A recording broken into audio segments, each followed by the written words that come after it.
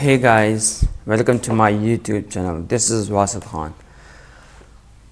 आज की वीडियो में हम पढ़ने वाले हैं पाइथन फुली फॉर बिगिनर्स, जिसमें हम ये 4 मॉड्यूल्स को देखेंगे. जिसमें हमने फर्स्ट मॉड्यूल जो है वो ऑलरेडी कवर के रखा है. हमने एक वीडियो बनाई थी 1 घंटे की. वो अगर आपने मिस की है, आपका बेसिक बिल्कुल नहीं है, तो मैं आपको रिकमेंड करूँगा कि आप पहले उस वीडियो को देखें. तो आज की वीडियो में हम module 2, module 3 and module 4 cover करेंगे. बिल्कुल फुली बिगिनर्स है उनके लिए. हम जैसे मैंने पहले वीडियो में बता रखा है कि हम पाइथन देखेंगे सिर्फ मशीन लर्निंग के लिए, डेटा साइंस और एआई के लिए. सिर्फ इस फील्ड के लिए हम पाइथन को स्टडी करेंगे. इसके अलावा पाइथन और किसी भी मकसद के लिए हम इस वीडियो में नहीं देखेंगे. यानी वेब डेवलपमेंट के लिए, बैकएंड के लिए, फ्लास्क, डिजेंगो वगैरह इन चीज़ों की तरफ हम नहीं जाएंगे. हम सिर्फ उतना देखेंगे जितना हमें ज़रूरी है इंडस्ट्री लेवल में, जितना एआई एमएल इंजीनियर को चाहिए होता है, डेटा साइंस में चाहिए होता है. हमने पहले ये जो है बेसिक चीज़ें कवर करके रखी हैं, और अभी जो हम इस वीडियो में पढ़ने वाले हैं वो होगा पाइथन इंटरमीडिएट. फिर कोर लाइब्रेरीज़ आएंगी डेटा साइंस की, जिसमें जो है नमपाई है, जिसमें वो यूज़ होता है मैथमेटिकल मैनिपुलेशन के लिए, कैलकुलेशन के लिए, एरेस को कंट्रोल करने के लिए और एरेस को बनाने के लिए.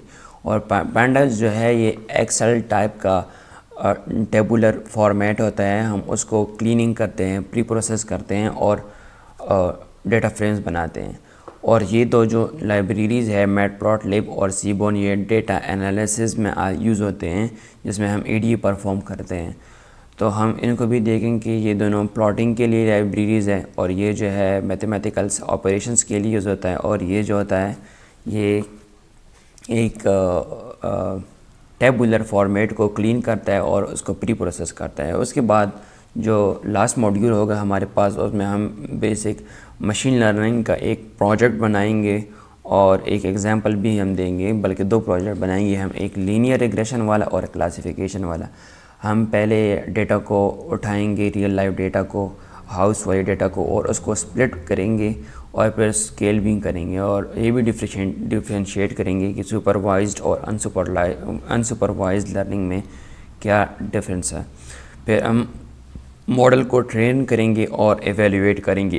एवेल्यूएट हम उसको कहते हैं जहाँ पे हमने किसी मॉडल को चेक करना होता है कि आया जो हमने वैल्यू प्रोडक्ट की है वो और जो एक्चुअल वैल्यू, उन दोनों में से कितना डिफरेंस है. अगर डिफरेंस कम हुआ तो मीन हायर एक्यूरेसी. और बेसिक एल्गोरिथम्स के एग्जांपल के थ्रू हमने एग्जांपल्स किए, रिग्रेशन और क्लासिफिकेशन.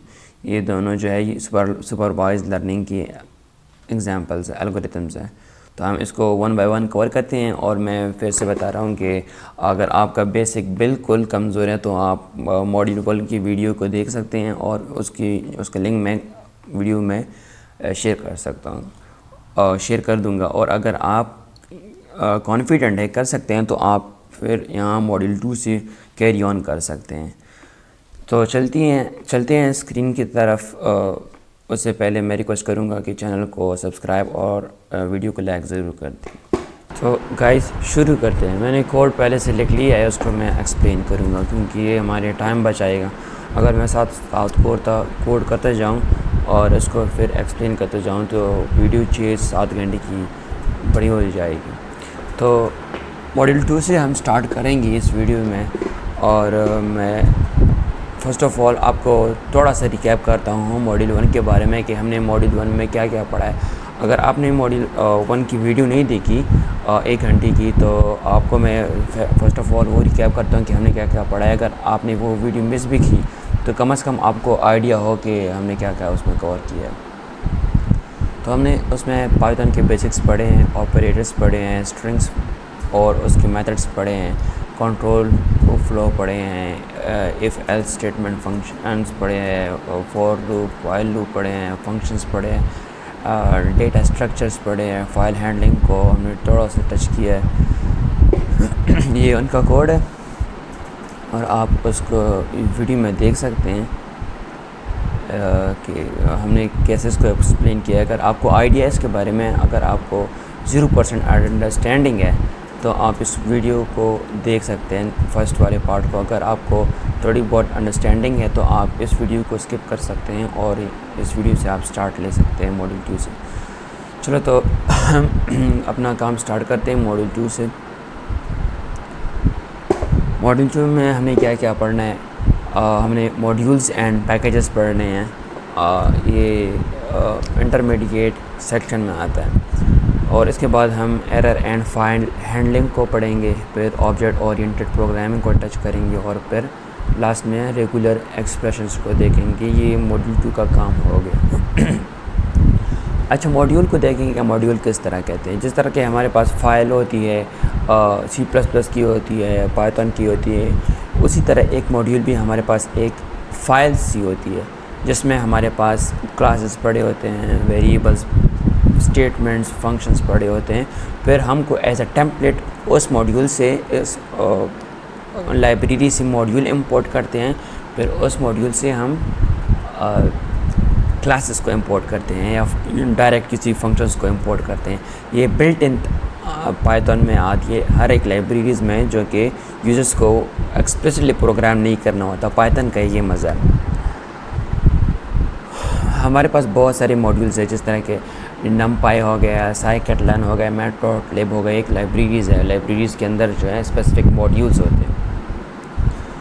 जैसे हमारे पास एक पाइथन है, मैथ है, मैथ की एक लाइब्रेरी है, तो ये हमारे पास एक मॉड्यूल हो गया। अब इस मॉड्यूल को हम यूज़ करेंगे, इसके अंदर क्लासेस है, वेरियस फंक्शंस है और वेरिएबल स्टोर्स है, स्टेटमेंट्स हैं, जो कि हमें किसी भी काम को करने के लिए ख़ुद लिखना नहीं पड़ता। हम जो है सिर्फ उसको उसका मेथड्स के थ्रू हम कॉल करते हैं। जैसे ये हमने मैथ्स को इंपोर्ट किया है, फिर हम मैथ्स को कह रहे हैं कि हमें स्क्वायर रूट चाहिए, किसका, 16 का स्क्वायर रूट चाहिए, तो ये हमें पलट के 16 का स्क्वायर रूट देगा। और फिर हम अगर उसको कहते हैं कि हमें पाई की वैल्यू चाहिए, तो हमें पाई की वैल्यू दे देगी ये लाइब्रेरी। अभी ये देख रहा है कि दे रहा है कि 16 का जो है स्क्वायर रूट 4 है और पाई की वैल्यू ये वाली है। अभी दूसरा एग्जांपल है रैंडम की।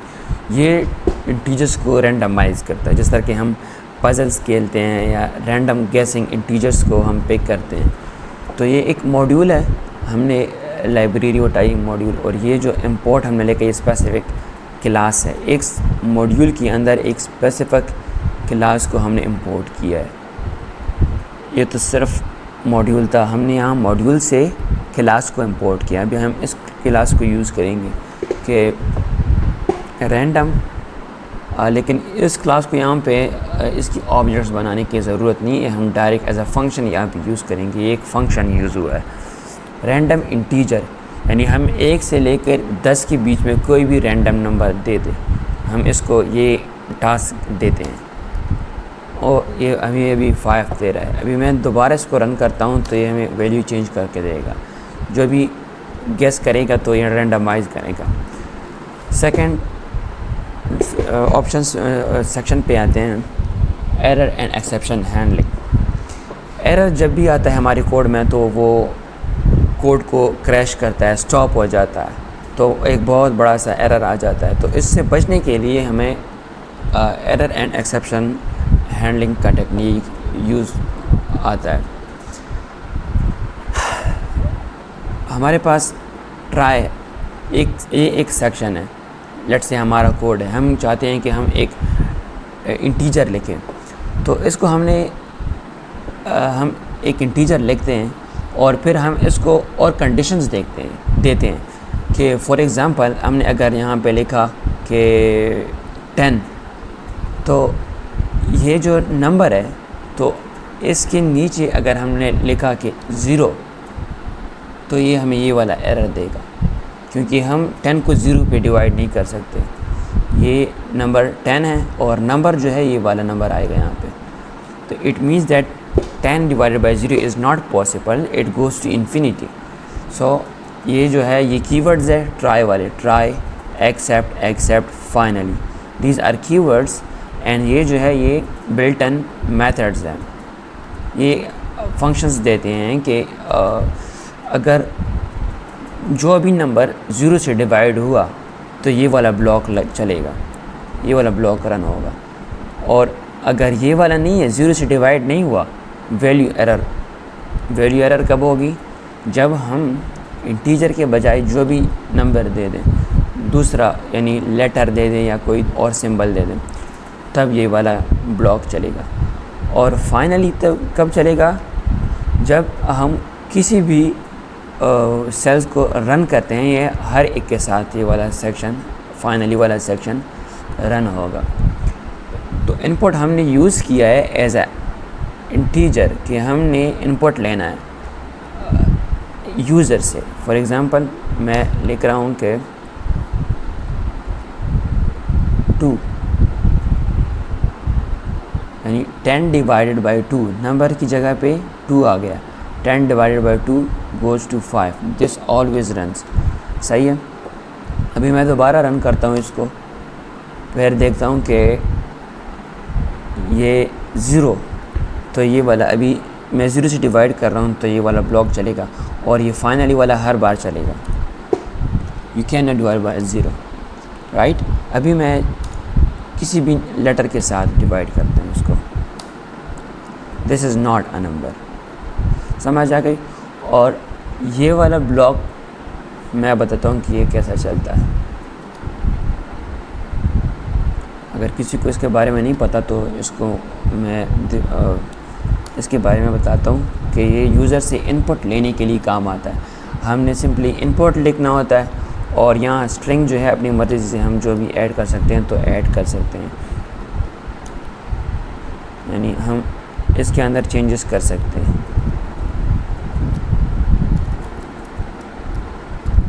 इंटर यूर नेम मैं लिख रहा हूँ, ये वासिद नेम आ गया। अभी मैं चाहता हूँ कि ये ब्लॉक जो है ये हमें इंटीजर चाहिए, तो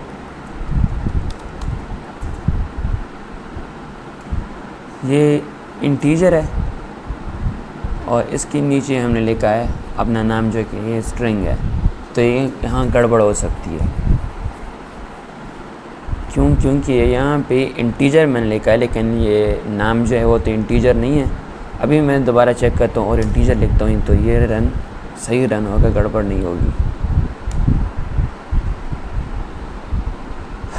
अच्छा, अभी एडवांस्ड फंक्शंस पे आते हैं। मैप और फिल्टर। मैप वहाँ पे यूज़ होता है जहाँ हमारे पास एक लिस्ट होता है, बहुत सारे नंबर्स होते हैं, और हम हर लिस्ट के हम हर एक नंबर जो लिस्ट के अंदर है उस पर ऑपरेशन परफॉर्म करना चाहते हैं। हम चाहते हैं कि हर एक नंबर पे ऑपरेशन परफॉर्म हो, तो उसके लिए हम मैप का फंक्शन यूज़ करते हैं। फॉर एग्ज़ाम्पल लैम्डा यूज़ होता है, या मैं यहाँ पे एग्ज़ाम्पल देता हूँ। लैम्डा यूज़ होता है, यानी लैम्डा को मैं कहता हूँ कि लैम्डा हर एक नंबर को उठाता है और उसी पे ऑपरेशन परफॉर्म करता है। लेट्स से मैं कहता हूँ कि इसको z का नाम देता हूँ कि इंटीजर वाले अंदर वाले जो है वो z है, कॉलन z। मैं कहता हूँ कि मुझे z पे ऑपरेशन परफॉर्म करना है, और यहाँ पे मैं बता रहा हूँ कि क्या पर ऑपरेशन परफॉर्म करना है, z-1। तो मैं कहता हूँ कि मुझे ये वाली ऑपरेशन परफॉर्म करनी है, और इसी नंबर्स को मैं यहाँ पे कॉपी पेस्ट कर रहा हूँ।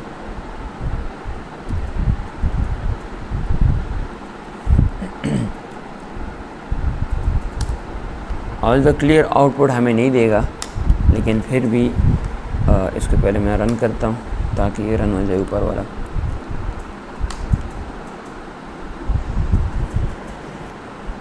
अभी मैं चाहता हूँ कि इस लैम्डा ने उठा लिया, इन सारों को उठा लिया। अभी मैं इसको मैप लिखता हूँ इसके साथ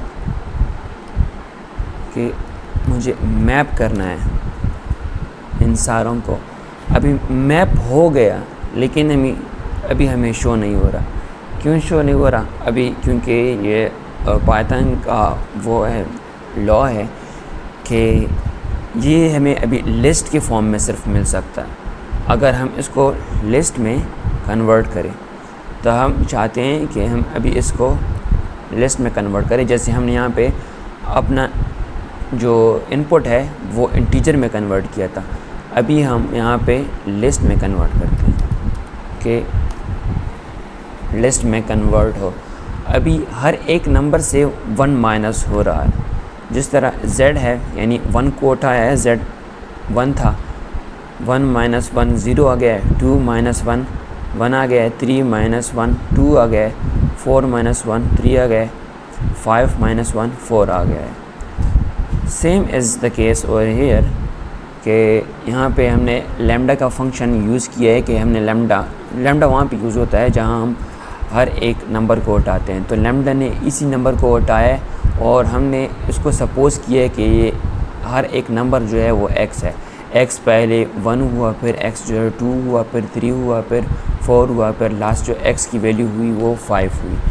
तो कॉलन के इस साइड पे जो है हम वो ऑपरेशन का तरीका लिखते हैं कि किस टाइप के ऑपरेशंस हमें चाहिए। नीचे हमने माइनस किया है और यहाँ पे हमने स्क्वायर लिया है, और कौन से नंबर्स को हमने उठाया है वो हमने यहाँ पे डिफ़ाइन किया है कि हमें ये वाला लिस्ट चाहिए। तो लैम्डा का काम तो यहाँ पे पूरा हो गया है। और अभी मैप क्या करता है? मैप उठाता है इस सारे नंबर्स को और वही ऑपरेशंस अब परफॉर्म करता है। ये वाले ऑपरेशंस जो है मैप हर एक नंबर्स पे ऑपरेशंस परफॉर्म करता है ताकि सारे नंबर्स जो है इस फॉर्मूला के साथ अलाइन हो। फिर हमने इस सारे मेथड को लिस्ट में कन्वर्ट किया और फिर इसको एक स्क्वेयर्ड वेरिएबल में स्टोर किया और यहाँ हमको उसको प्रिंट कर रहे हैं लाइक दैट। अच्छा, फ़िल्टर वहाँ पे यूज़ होता है जहाँ हम फ़िल्टर करना चाहिए किसी नंबर्स को। फॉर एग्ज़ाम्पल यहाँ पे नंबर्स में मैं चाहता हूँ कि मुझे सिर्फ इवन नंबर्स मिले, तो मैं यहाँ लैम्डा को कह रहा हूँ कि मुझे फ़िल्टर करना है। फ़र्स्ट ऑफ़ ऑल मैं लैम्डा को कह रहा हूँ कि मुझे ऑपरेशंस चाहिए y पे। यहाँ पे हमने x लिया था, यहाँ पे हमने y लिया और यहाँ पे हमने z लिया था। आपकी मर्ज़ी है कि जो भी ले सकते हैं, लेकिन ये भी सेम होना चाहिए और ये दोनों सेम होना चाहिए। ऐसा ना हो कि यहाँ पे x और यहाँ पे y हो। अगर यहाँ x लिखा है तो यहाँ भी x होना चाहिए। तो हम लैम्डा को कह रहे हैं कि मुझे y पे ऑपरेशन करना है और y पे कौन से ऑपरेशन करने हैं? y मॉड्यूलस 2 करना है और इक्वल्स टू 0, यानी हमें रिमाइंडर जो है वो 0 चाहिए। फॉर एग्ज़ाम्पल y मॉड्यूलस 2 का मतलब है कि y की वैल्यू लेट सपोज़ 2 है, तो हम कहते हैं कि y की वैल्यू जो है वो लेट सपोज़ 2 है। तो मैं चाहता हूँ कि 2 डिवाइडेड बाई 2, क्योंकि यहाँ मैं मॉड्यूलस 2 का ले रहा हूँ तो डिवाइड होगा 2 के साथ। 2 divided by 2 is equal to 0 आ रहा है। तो ये किसको पॉइंट कर रहा है? ये पॉइंट कर रहा है इवन को, सही है। और अगर यहाँ पे 6 डिवाइडेड बाई 2 हो 2, तो यहाँ पे आ जाएगा 3 बाई 1, तो ये हमारे पास इवन आ जाएगा, सॉरी ऑड, ये ऑड आ जाएगा। तो हमें क्या चाहिए? हमें इवन नंबर्स चाहिए। ओनली ONLY है, इग्नोर मारो इसको। अच्छा, अभी मैं यहाँ 4 लिखता हूँ तो 4 divided by 2 is equal to 2, 2 divided by 2 is equal to 0, even, तब भी इवन आ रहा है। तो हम अभी देखेंगे कि लैम्डा को कह रहे हैं कि हमें y का मॉड्यूलस लो 2 पे, इसको 2 का मॉड्यूलस लो और आंसर हमारे पास 0 आना चाहिए। तो ये किसको पॉइंट कर रहा है? इवन नंबर्स को। तो ये पॉइंट कर रहा है कि हमारे पास जो इवन नंबर्स है वो नंबर्स में कौन कौन से 2 वाला है और 4 वाला है। और अगर मैं इसको देता हूँ कि मुझे इवन नहीं चाहिए, मुझे ऑड चाहिए, तो फिर मैं सिंपली यहाँ 0 की जगह 1 लिखता हूँ। तो हमारे पास 1 3 5 ये चीज़ आ गया। इसको फिर से 0 बनाते हैं। अच्छा, अभी ऑब्जेक्ट ओरिएंटेड प्रोग्रामिंग की तरफ आते हैं। इसको हम इतना देखेंगे जितना ज़रूरी है और हमारा बेस जो है वो बिल्ड हो जाए, क्योंकि इसमें डीप जाने की ज़रूरत नहीं है और ये इनिशियल स्टेजेस में ये इतना काम नहीं आता। तो अगर आप एक्सपीरियंस्ड मशीन लर्निंग और डेटा साइंटिस्ट है तो फिर वक्त के साथ साथ ये ख़ुद डेवलप होता है। तो सिर्फ बेसिक आपको इसका टेम्पलेट पता होना चाहिए और आपको ये इसका पता होना चाहिए कि क्लासेस होती क्या हैं और ये ऑब्जेक्ट ओरिएंटेड प्रोग्रामिंग काम कैसे करती है। ऑब्जेक्ट ओरिएंटेड प्रोग्रामिंग का मतलब है कि जो भी प्रोग्रामिंग है वो ऑब्जेक्ट के बेसिस पे है। Object oriented mean base, object based programming. इसमें क्या होता है कि हम पहले क्लासेस बनाते हैं। क्लासेस एज अ ब्लूप्रिंट होते हैं, लाइक एक रूम तैयार सब कुछ दिया होता है, फिर हम उसके ऑब्जेक्ट्स बनाते हैं, फिर उसको हम यूज़ करते हैं। सॉरी, क्लासेस हम सबसे पहले बिल्ड करते हैं। नीचे हम एग्जांपल मैं एक्सप्लेन करूँगा, आपको इजीली समझ आ जाएगी। क्लास जो है वो ब्लूप्रिंट है, यानी एक टेम्पलेट है। एक टेम्पलेट है और ऑब्जेक्ट जो है वो प्रोडक्ट है इसी क्लास का। इसी क्लास को हम यूज़ करते हैं ऑब्जेक्ट के थ्रू। फंक्शंस होते हैं इसके अंदर, उसको हम कॉल करते हैं और उसको हम यूज़ करते हैं। और इनहेरिटेंस का क्या मतलब है कि हम एक चाइल्ड क्लास बनाते हैं और इसको हम पेरेंट क्लास की फीचर्स उससे अवेल करते हैं। हम अचीव करना चाहते हैं कि पेरेंट्स क्लास के पास जो कुछ है वो चाइल्ड को मिले। चाइल्ड के अंदर सब कुछ बताने की ज़रूरत नहीं होती। फॉर एग्ज़ाम्पल यहाँ पे है, ये पेरेंट क्लास है, ये जो है ये पेरेंट क्लास है। हम यहाँ पे क्लास का नाम देते हैं कीवर्ड के थ्रू, क्लास कार, और ये सी जो है हमेशा बड़ा होना चाहिए। कॉलन डेफ इनिशियलाइज़, हमने यहाँ पे इनिशियलाइज़ करना होता है सबसे पहले फंक्शन को, और ये हम जो यहाँ पे पास कर रहे हैं इसको हम कहते हैं पैरामीटर्स। ये जो है हमारे पास पैरामीटर्स हैं, ये फंक्शन है, ये जो है ये मैंडेटरी है, ये हर एक क्लास में आपको मिलेगा, सेल्फ लिखना होगा। और ये जो दोनों है ये ऑप्शनल है, आप इसको बढ़ा भी सकते हैं, 2 की जगह 3 हो सकते हैं, 4 5 6 जितना आप जा सकते हैं, कम भी हो सकते हैं, सिर्फ 1 भी हो सकता है, यानी ब्रांड। इसको ऐसे मान लें कि सेल्फ जो है एज अ होस्ट है और ब्रांड एंड मॉडल जो है ये एज अ गेस्ट काम कर रहे हैं। ये बिल्ट इन है और ये जो दोनों है ये यूज़र डिफाइंड है, यूज़र ने ख़ुद से लिखा है, और ये जो है ये बिल्ट इन आता है क्लासेस में। ये होस्ट है और ये दोनों जो है ये लेट्स से ये गेस्ट है, ऐसे समझो। सेल्फ बुलाता है ब्रांड को और दूसरे में सेल्फ बुलाता है मॉडल को, और यहाँ पे दोनों की इन्हीं वो आइडेंटिटी बन जाती है।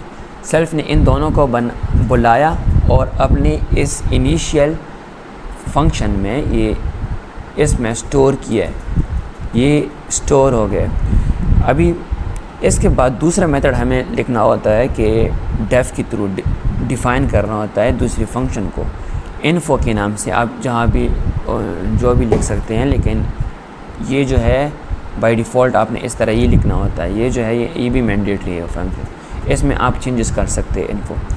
सेल्फ अगेन वही होस्ट आ गया जिसको हमने वैसे टेम्पररी नाम दिया है होस्ट को हमने लिखा।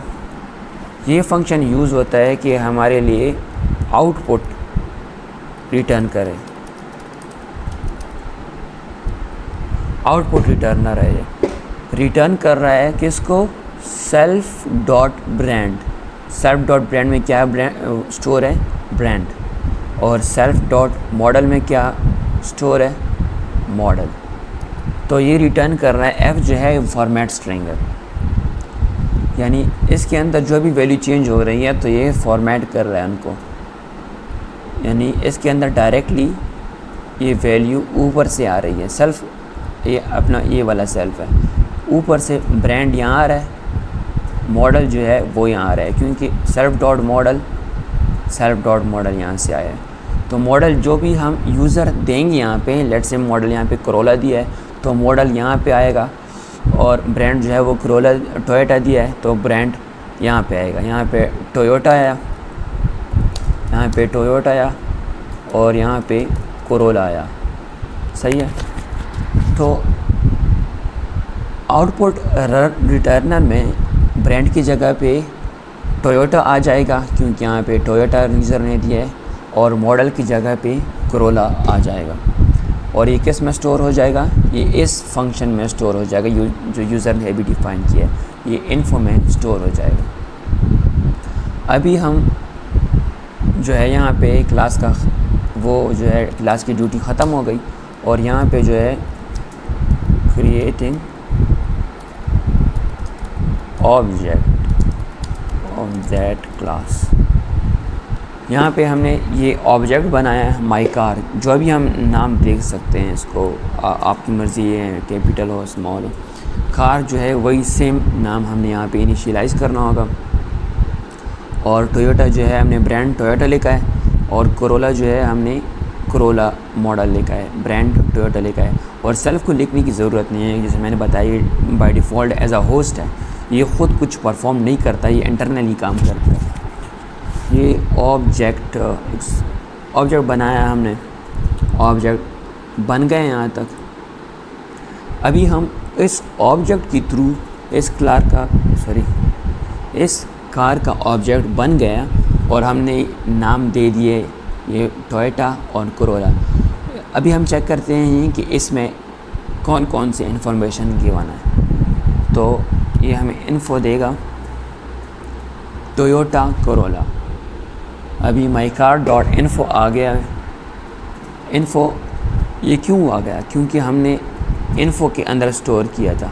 अभी मैं लेट्स से इसको मैं कमेंट आउट करता हूँ, ये रन नहीं होगा ये वाला सेल, तो ये जो है कुछ एरर देगा, क्योंकि ये एक्सपेक्ट करेगा कि कुछ रिटर्न हो। ये रिटर्न करेगा कि कुछ रिटर्न हो, लेकिन ये रिटर्न अभी नहीं कर रहा, क्योंकि ये वाला जो था वो कमेंट आउट हो गया, और ये एक्सपेक्ट कर रहा है ये वाला सेक्शन कि कुछ रिटर्न हो।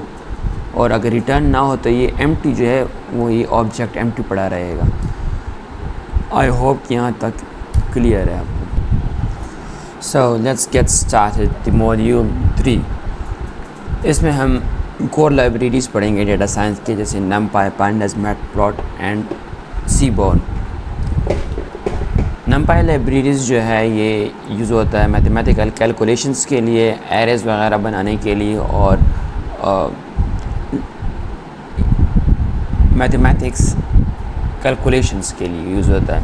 pandas जो है वो एक्सेल फॉर्मेट का जो हमारे पास टेबल्स होता है, डेटा सेट होता है, उसको क्लीन करता है, प्री प्रोसेस करता है, और उसको मॉडल के लिए आगे भेजता है ना, उसके लिए रेडी करता है।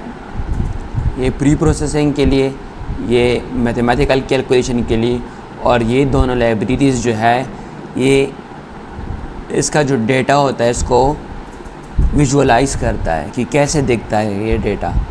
मैटप्लॉटलिब और सीबॉर्न। डेटा क्लीनिंग में बहुत सारे मेथड्स हैं कि हम किस तरह डेटा को क्लीन कर सकते हैं।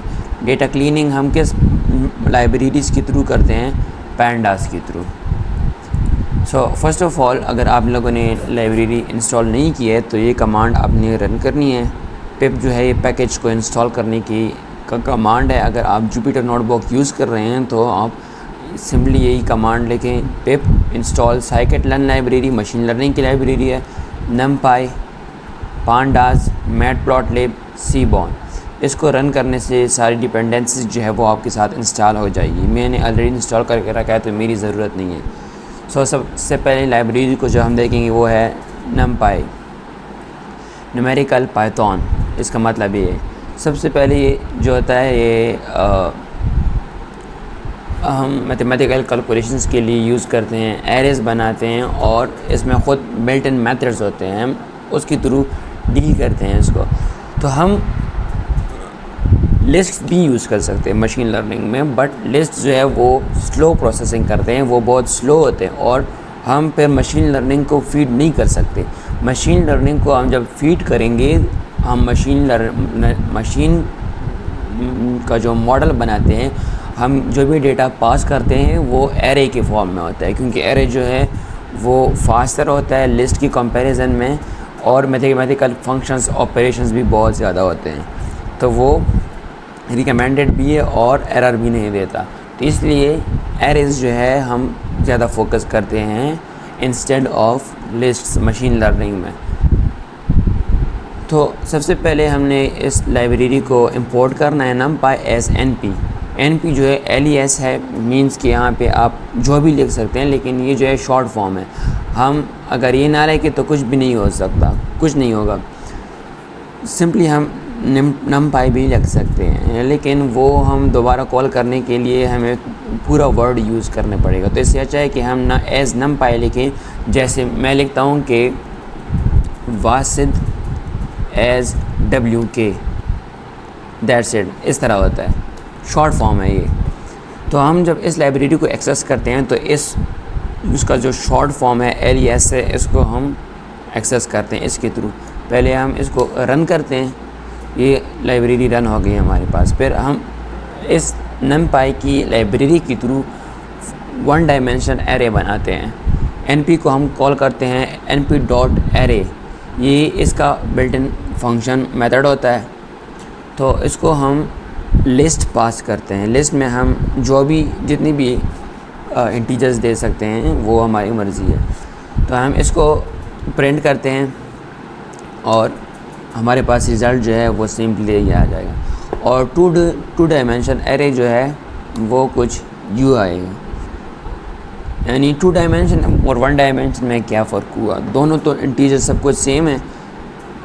ये 4 की वजह से 2 डायमेंशन नहीं बना, ये जो बना है ये एक्स्ट्रा ब्रैकेट की वजह से बना है, हमने एक्स्ट्रा ब्रैकेट लगा लिया है तो इस वजह से ये 2 डायमेंशन बन गया है। अभी हमारे पास ये आउटपुट है। अभी मैं चाहता हूँ कि मैं इसका शेप फाइंड करूँ, तो ये जो है ये मुझे कह रहा है कि फर्स्ट 1 रो एंड 3 कॉलम, जो कि सच है, हमारे पास 1 रो है और 3 कॉलम्स हैं। अच्छा, अभी 2 डायमेंशन अगेन 2 डायमेंशन है, क्योंकि हमने एक्स्ट्रा जो है वो 2 ब्रैकेट्स एक्स्ट्रा लगाए हैं और 2 वेक्टर्स पास किए हैं हमने। एक वेक्टर ये वाला है, एक वेक्टर ये वाला है। तो हमने ये सिंपली इसके अंदर पास किया है और अंदर 2 वेक्टर है, तो ये हमारे पास 2 डायमेंशन है। और ये 3 डायमेंशन है और मैट्रिक भी हम इसको कह सकते हैं। तो हमने सेम वही प्रोसेस किया है। हम यहाँ पे 2 में वो स्क्वायर ब्रैकेट भी यूज़ कर सकते हैं और एक्स्ट्रा यहाँ पे हमने 1 एक्स्ट्रा किया है इस वेक्टर के अलावा, और यहाँ हमने 2 किए है। तो इसके अलावा हम 2 भी कर सकते हैं, लेकिन 3 भी कर सकते हैं, लेकिन 3 डायमेंशन है तो 3 रिकमेंडेड है। हमने यहाँ पे 3 वेक्टर्स लिए हैं तो इसलिए ये 3 डायमेंशन है। तो अभी हम इसका शेप फाइंड करते हैं कि किस शेप में है। ये 3 3 3 है, यानी 3 इसका एक मिनट, इसका हम डॉक्यूमेंटेशन देखते हैं।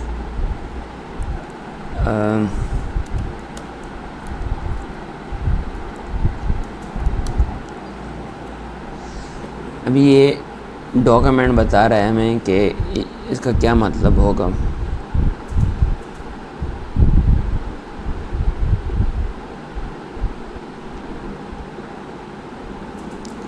वेट, यहाँ पे कुछ गड़बड़ हो रहा है। हाँ, अभी सही है, अभी ठीक है।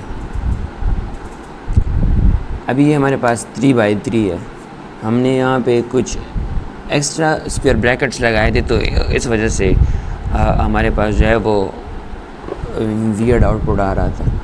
तो 3/3 मीन्स 3 रोज़ है, 3 कॉलम्स है। रोज़ ये वाले रोज़ है, ये रोज़ है, और कॉलम्स जो है ये वाला कॉलम 1 2 3 कॉलम्स है।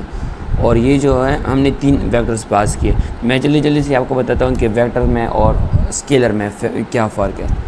स्केलर उसको कहते हैं जो हमारे पास सिंपल वैल्यू होती है, जैसे ज़ीरो हो गया, ये हमारे पास एक स्केलर वैल्यू, सिंगल वैल्यू। 2 हो सकता है, 3 हो सकता है, जो भी हो सकता है, ये स्केलर है। वेक्टर क्या होगा? वेक्टर किसको कहते हैं? वेक्टर जो होता है स्क्वायर ब्रैकेट के अंदर, इस टाइप के फॉर्मेट को हम वेक्टर कहते हैं। ये जो फॉर्मेट गिवन होता है जितनी भी हो, यानी हम इसको अगर ऐसे रखें तभी हमारे पास ये वेक्टर है। वेक्टर जो है वो सीक्वेंस ऑफ नंबर्स को कहते हैं, इंटीजर्स को कहते हैं, और स्केलर जो है वो सिंगल वैल्यू को कहते हैं। अच्छा, अभी नमपाई के थ्रू हम जो है रेंज फाइंड कर सकते हैं। यानी मैं बताता हूँ कि उसको नमपाई को कि मुझे रेंज चाहिए 1 से लेकर 10 तक, लेकिन लास्ट वाला नंबर जो है वो इग्नोर होगा, यानी वो वाला काउंट नहीं होगा। मैं चाहता हूँ कि मुझे 1 से लेकर 10 तक नंबर्स दो, और स्टेप्स मुझे 2 का चाहिए, यानी 2 की स्टेप्स के उस पर स्पीड से जाओ। यानी 1 को इग्नोर किए, 2 है, 1 + 2 3 + 2 5, इस तरह जंप किए। अभी मैं यहाँ पे 1 लगाता हूँ तो ये सीक्वेंस में जाएगा विदाउट एनी जंप, और अगर मैं यहाँ 3 लिखता हूँ तो ये 3 जंप के जाएगा, यानी हर आइट्रेशन पे 3 परफॉर्म कर रहा है, 3 जंप परफॉर्म कर रहा है। और लाइन स्पेस उसको कहते हैं कि मैं नमपाई को कहता हूँ कि आप मुझे 0 से लेकर 1 के बीच में 5 इंटीजर्स ऐसे दो कि ऐसे नंबर्स दो कि ये 1 से लेकर 5 के बीच में 5 स्टेप्स बने, यानी 0 से लेकर 5 में 5 स्टेप्स बने। यानी डिवाइड करो, 1 2 3 4 5 बन गए। अगर मैं इसको कहूँ कि मुझे 6 में चाहिए इसको लाइन स्पेसेस में, तो ये मुझे 6 लाइन स्पेसेस में डिवाइड कर देगा। अगर मैं चाहता हूँ कि 2 तक करो तो ये 2 को स्प्लिट कर लेगा। इंडेक्सिंग एंड स्लाइसिंग नमपाई में, ये नमपाई एरे है, 1D एरे है, 1D एरे। फर्स्ट एलिमेंट को अगर हम एक्सेस करना चाहें तो हम सिर्फ 0 लिखेंगे, क्योंकि पाइथन में और किसी भी प्रोग्रामिंग लैंग्वेज में 0 इंडिकेट करता है फर्स्ट वाले को, 1 जो है वो इंडिकेट करता है सेकंड वाले को, 3 4 5 इस तरह। 0 है इस वाले को रिप्रेजेंट करेगा, और -1 जो है वो एट वेरी लास्ट पॉइंट को पॉइंट करेगा, यानी ये वाला। अगर यहाँ पे -2 लिखूँ तो ये 40 को करेगा। और यहाँ इसको कहते हैं स्लाइसिंग, क्योंकि बीच में हमने कॉलन लगाए हैं। मैं चाहता हूँ कि 1 से लेकर 4 के बीच में जितने भी नंबर है मुझे वो चाहिए, लेकिन 4 वाला लास्ट वाला जो है वो काउंट नहीं होगा, वो इग्नोर होगा। इसको हम स्लाइसिंग कहते हैं, इंडेक्सिंग एंड स्लाइसिंग। इंडेक्स इसको कहते हैं कि ये किस पोजीशन में पड़ा है, इसको इंडेक्स कहते हैं। यानी 1 0 1 2 3 4, ये 4 इंडेक्स पे पड़ा है, तो इसका मतलब है कि इंडेक्स। स्लाइसिंग का मतलब है कि मुझे 1 से लेकर 4 के बीच में चाहिए, इसको हम स्लाइसिंग कहते हैं। फर्स्ट पे क्या मुझे मिला 10 वाला, और लास्ट पे क्या मिला -50, और 1 से 4 के बीच में क्या मिला 20 30 40, क्योंकि 4 वाला जो है वो खुद इग्नोर हुआ है, वो काउंट नहीं हुआ। 1 2 3 4, ये 4 वाला खुद इग्नोर हुआ है, काउंट नहीं हुआ। अगर मैं यहाँ पे -2 लिखता हूँ तो ये मुझे जस्ट 40 देगा, क्योंकि ये मैं उल्टे साइड पे इंडेक्सिंग कर रहा हूँ। देखो -40 आ गया। अच्छा, अभी मैथ्स ऑपरेशन परफॉर्म करते हैं एरे के नंपाई एरे के थ्रू। हमने 1D एरे बनाया है A और B, इसको हम जब सिम ऐड करते हैं तो सिंपली ऐड हो जाएगा एलिमेंट वाइज, यानी 4 + 1 5 5 + 2 7, 6 + 3 9। इस तरह एलिमेंट वाइज जो है एडिशन परफॉर्म होगी। और a × b जो है मल्टीप्लिकेशन है, जिसमें जो है वो same element wise multiplication perform होगी और बीच के दरमियान। और डॉट मीन का मतलब है कि मुझे एवरेज चाहिए, किसका, a डॉट मीन, मुझे सिर्फ a एरे का मीन चाहिए। तो मीन इसका क्या होगा, 6 / 3, तो ये 2 मीन होगा। और स्टैंडर्ड डिविएशन किसको कहते हैं, स्टैंडर्ड डिविएशन मैं बताता हूँ, इसको कहते हैं कि ये हमारे पास मीन आ गया, मीन जो था वो 2 है, ये ऐड हुआ है, ये मल्टीप्लाई हुआ है, और ये जो 2 है ये मीन आया है। और स्टैंडर्ड डिविएशन नीचे वाला है। स्टैंडर्ड डिविएशन का मतलब ये है कि हमारा जो इस लिस्ट के अंदर डिजिट्स है वो मीन से कितना दूर जा रहे हैं। मीन क्या है, 2, यानी हमने देखना है कि 1 जो है वो 2 से कितना दूर जा रहा है, 1 जो है 3 से कितना दूर जा रहा है, सही है।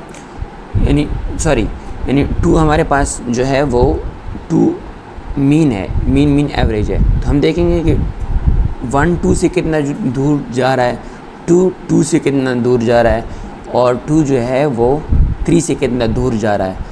यानी जो मीन है उसके कंपैरिजन में बाकी और नंबर्स कितने दूर है। यानी स्टैंडर्ड डिविएशन का मतलब है कि वेरिएशंस, फ्लक्चुएशन, कितने फ्लक्चुएट हो रहे हैं नंबर्स। दूसरी लाइब्रेरी आती है पांडास। पांडास जो है वो डेटा फ्रेम्स को बनाने में और एक्सेल्स टेबल्स को उसको प्री प्रोसेस करने में, क्लीनिंग में मदद करती है। Panda is used to handle data sets like Excel tables. सबसे पहले हम इसको अगेन उस तरह इंपोर्ट करेंगे। एक लाइब्रेरी है मॉड्यूल पांडा जो है एक लाइब्रेरी है, मॉड्यूल भी हम कह सकते हैं इसको, शॉर्ट फॉर्म इसका PD है, पांडास SPD।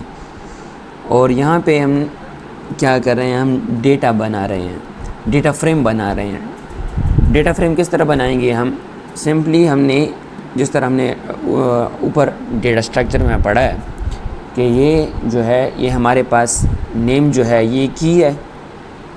वेट मैं यहाँ नीचे समझाता हूँ, ये डिक्शनरी है, ये डिक्शनरी के थ्रू हम डेटा सेट बनाते हैं। ये वाला जो है ये डिक्शनरी है। डिक्शनरी में क्या होता है, डिक्शनरी में मैं इसको कमेंट करके देता हूँ,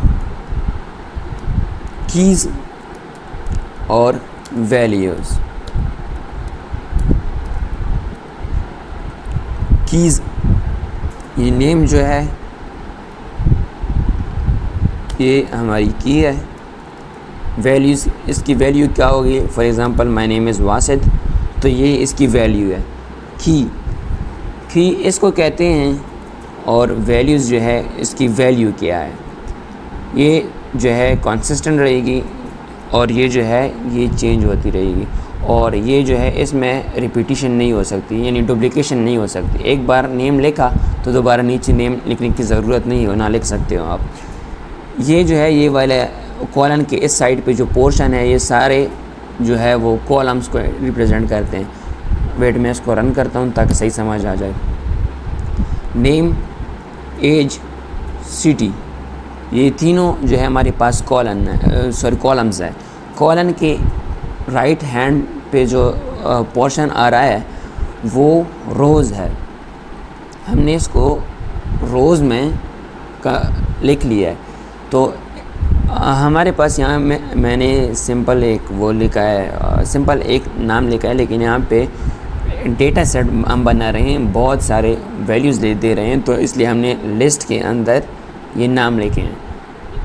सिंपली एज के अंदर एज लिखा है, सिटी के अंदर जो है शहरों का नाम लिखा है, और क्लोजिंग जो है वो ये डिक्शनरी रिप्रेजेंट करता है। ये याद रहे आपको,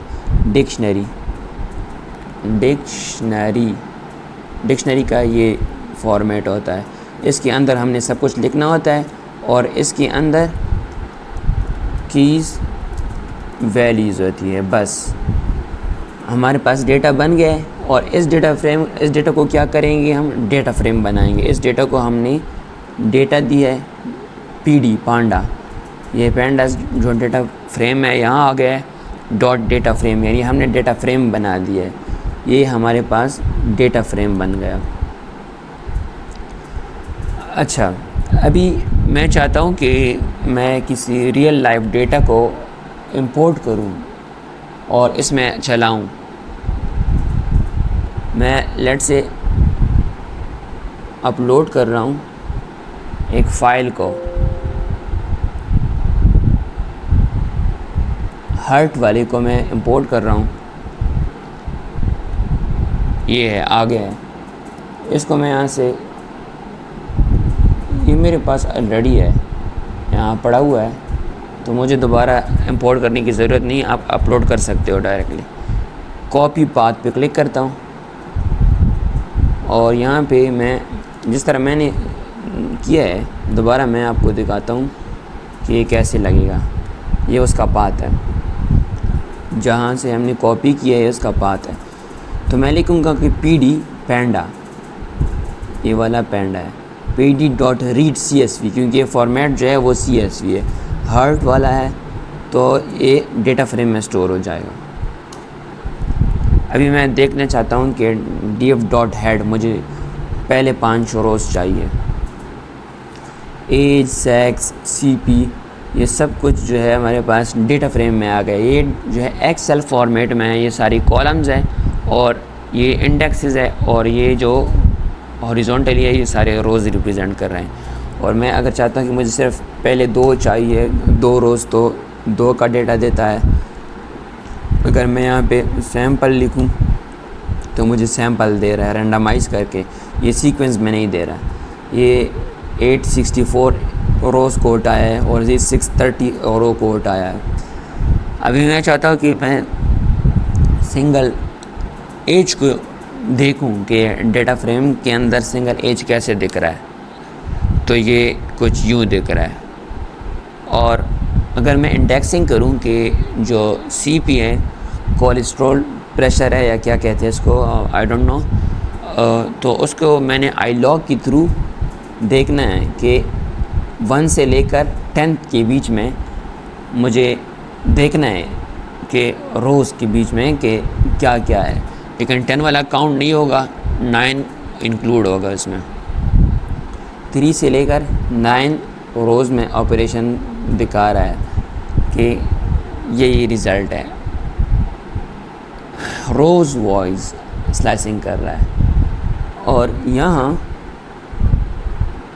यहाँ पे मैं लेट से मैं देख रहा हूँ कि DF एज के अंदर मुझे चाहिए कि वो एज प्रिंट कर दो कि वो 70 से ज़्यादा हो।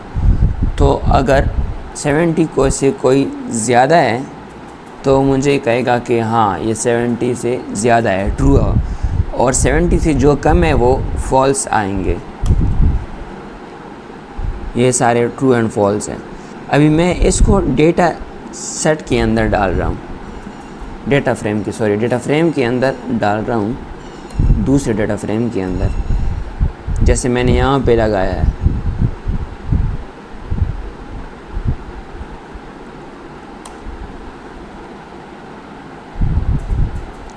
देखो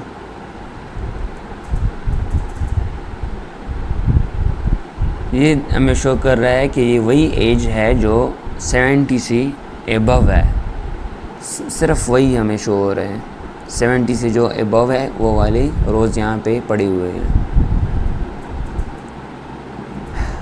अभी मैटप्लॉटलिब लाइब्रेरी की तरफ आते हैं, जहाँ हमें इन जैसे जो डेटा होते हैं उनको विजुअलाइज करना होता है।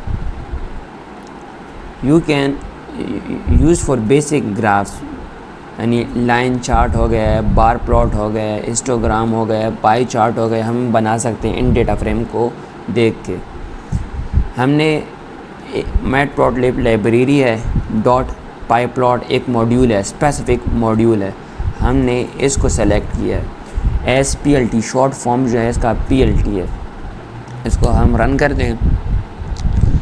लाइन प्लॉट बनाने के लिए हमने जो है टू डमीज वेक्टर लिए, डेटा सेट के बजाय हमने 2 वेक्टर्स लिए हैं x और y। अभी हम इसको प्लॉट करते हैं कि इनके ऊपर किस तरह लाइन प्लॉट होता है।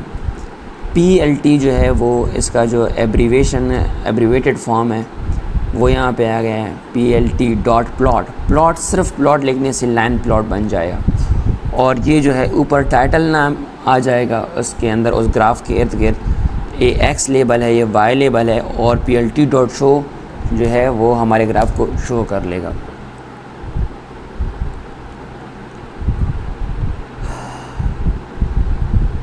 ये देखिए लाइन प्लॉट जो है टाइटल आ गया, x लेबल जो है x लेबल की जगह पे आया, y एक्सिस जो है वो y एक्सिस आ गया, और PLT डॉट शो जो है वो यहाँ पे कुछ लिखा हुआ आता है, उसको इग्नोर करता है। ये अभी मैं यहाँ पे लिखता हूँ तो अभी ये वाला नहीं आएगा। मैं अभी मैंने PLT डॉट शो लिखा है, लेकिन अभी ये वाली चीज़ नहीं आएगी। इसका ये फ़ायदा है PLT डॉट शो का, इससे बगैर भी रन हो सकता है।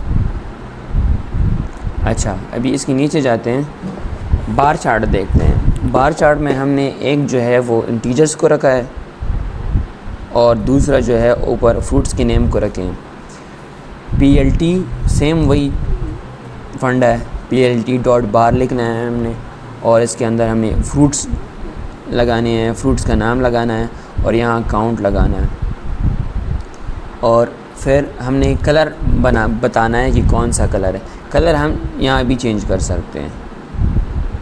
यहाँ फॉर एग्ज़ाम्पल मैं यहाँ पे लिखता हूँ कि कलर इज़ इक्वल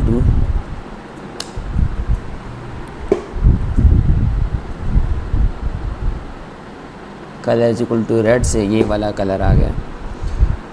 कलर यहाँ पे हमने ऑरेंज सेलेक्ट किया है, और टाइटल और शो अगेन सेम है, ये ऑरेंज आ गया। अभी हिस्टोग्राम चार्ट को बनाने के लिए नंबर्स लगाए हैं हमने। ये हिस्टोग्राम के अंदर वो नंबर्स हमने रिप्रेजेंट किए हैं। बिन्स यानी 4 बिन्स, यानी इस तरह की हमें 4 बिन्स चाहिए। कलर ग्रीन है, एज कलर जो है वो ब्लैक है, टाइटल सेम वही चीज़ है नीचे वाले।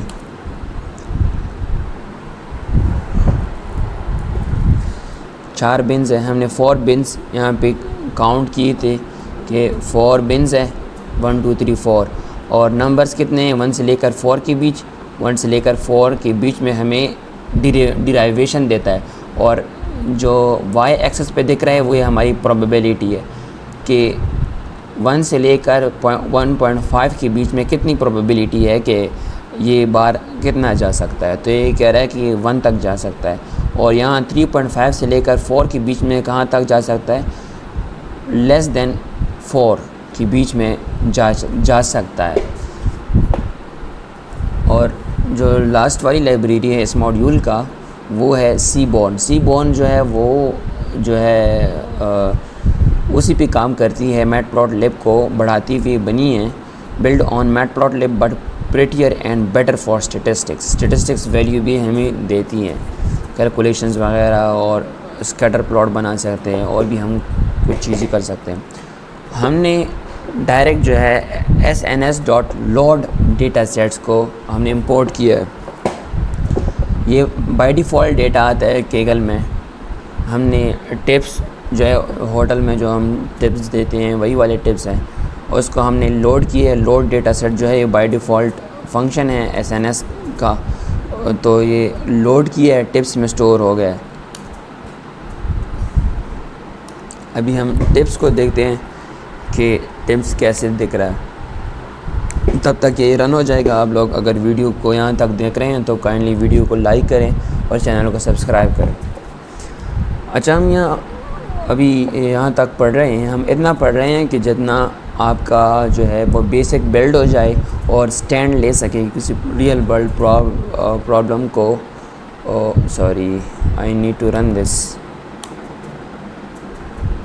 किसी रियल वर्ल्ड प्रॉब्लम्स को सॉल्व कर सकते हैं, इंडस्ट्री में काम कर सकते हैं। बाकी जो इंडस्ट्री में मैं आपको श्योर करता हूँ कि आप इतना पाइथन लिख के वो करें, लर्न कर लें, तो आपको किसी दूसरी वीडियो को देखने की ज़रूरत नहीं होगी।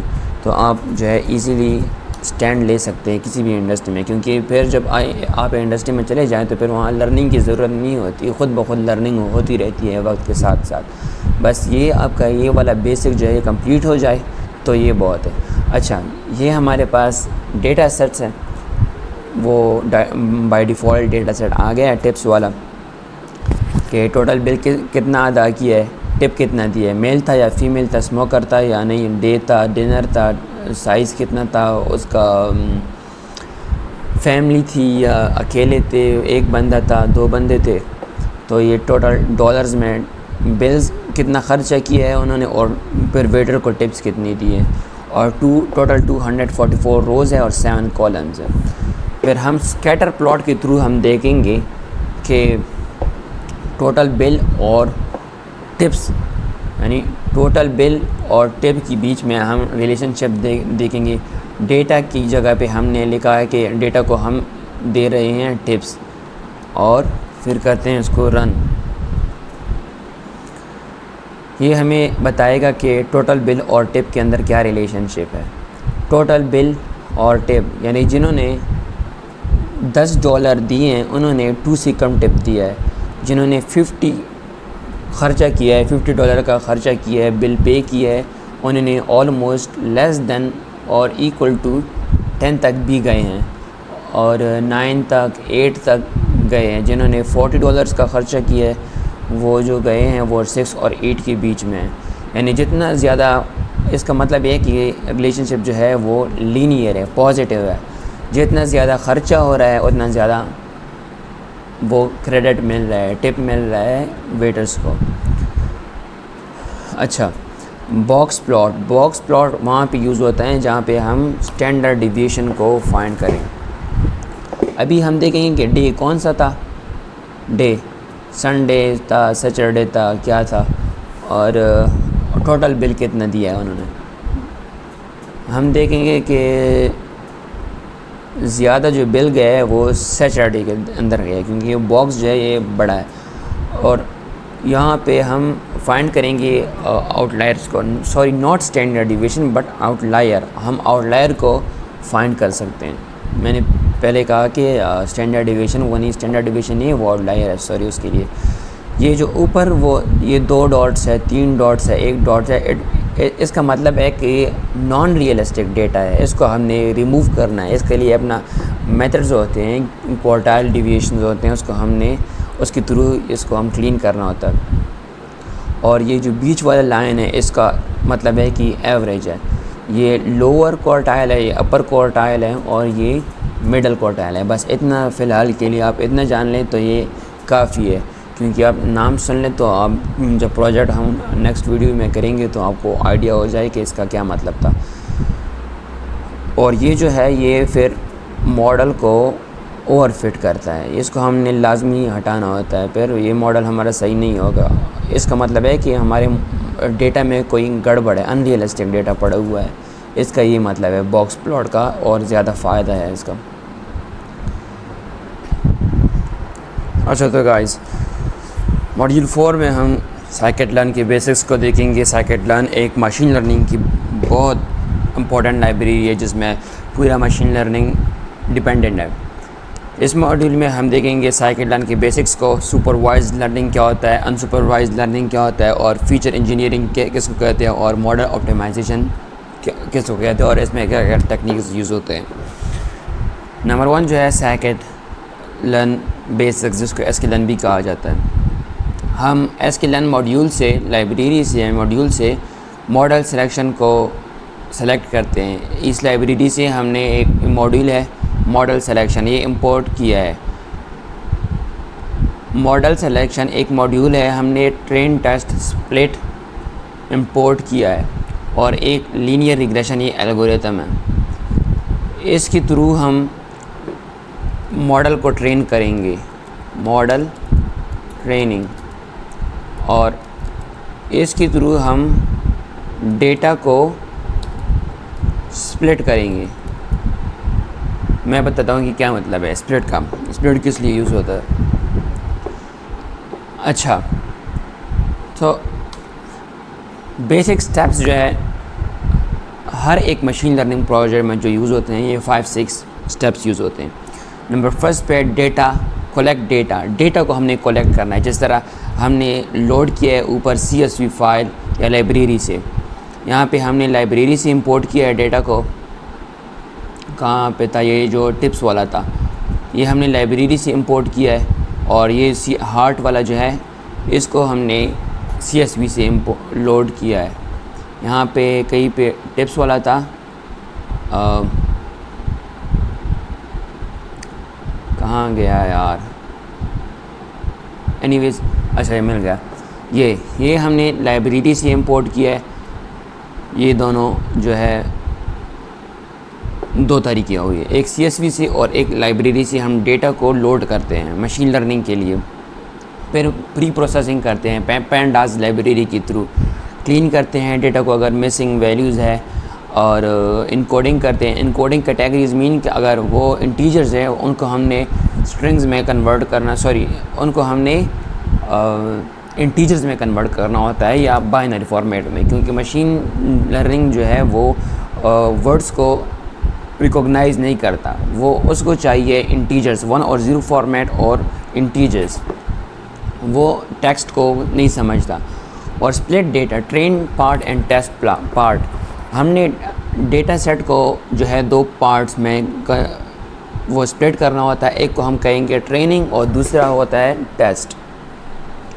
ट्रेनिंग में हम वो पार्ट यूज़ करते हैं, ऑलमोस्ट 80% हम ट्रेन करते हैं मॉडल को, डेटा को हम फीड करते हैं मॉडल को ताकि वो मॉडल ट्रेन हो जाए, और जो डेटा बच जाए उस पे हम टेस्ट करते हैं कि whether it is performing well और not, and does the actual values or the predicted values align with each other or not, or how much they apart from each other।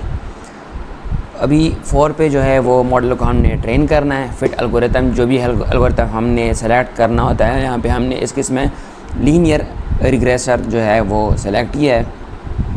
फिर जो है मॉडल में, उस model को हम new data देंगे तो प्रेडिक्शंस के लिए वो प्रेडिक्ट करेगा, और फिर लास्ट में एवेल्यूएट करते हैं हम कि एरर कितना है, एक्यूरेसी कितनी है उसकी, वो कैसे परफॉर्म कर रहा है हमारा मॉडल।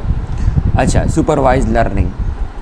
सुपरवाइज लर्निंग को देखते हैं। सुपरवाइज लर्निंग किसको कहते हैं? ये SKLearn की बेसिक्स हुई, यानी ये SKLearn जो है एक मशीन लर्निंग की लाइब्रेरी है जिसके थ्रू हम मॉडल्स को ट्रेन करते हैं। और सुपरवाइज लर्निंग और अनसुपरवाइज लर्निंग में फ़र्क ये है कि मैं वन नोट खोल रहा हूँ।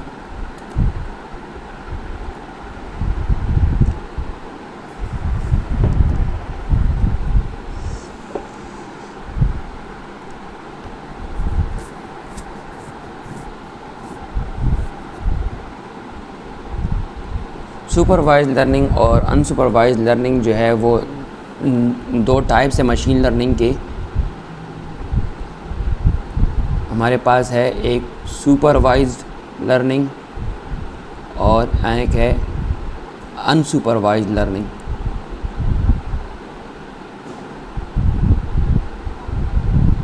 और एक है रीइंफोर्समेंट लर्निंग, इसको हम बाद में देखेंगे। रीइंफोर्समेंट लर्निंग ये काम करता है डेटा के थ्रू, लेबल डेटा। लेबल यानी जिस तरह हमने डेटा देखा है वो, और ये वाला ऊपर जो हमने ये डेटा दिया है, ये इसमें टोटल बिल्स जो है ये सब जो है लेबल्स है। यहाँ पे कोई ख़ास शो नहीं हो रहा। हार्ट डिजीज़ वाला जो है ये लेबल डेटा है, नीचे वाला भी लेबल डेटा है। अनलेबल डेटा वो है जिसमें लेबल नहीं होता। अनसुपरवाइज्ड में जो है वो अनलेबल डेटा यूज़ होता है, अनलेबल डेटा।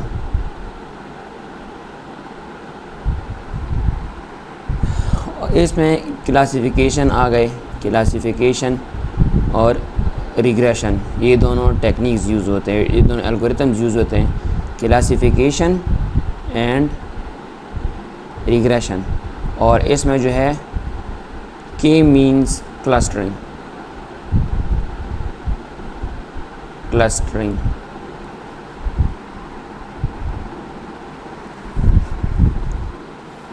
अच्छा, सुपरवाइज लर्निंग, पहले इस टाइप को देखते हैं कि सुपरवाइज लर्निंग में क्या क्या होता है। इसमें दो एल्गोरिथम्स यूज़ होते हैं, एक है रिग्रेशन और दूसरा है क्लासिफिकेशन। हम दोनों एग्जांपल को देखेंगे। फर्स्ट ऑफ ऑल हम देखेंगे एग्जांपल 1 को, machine learning model using linear regression.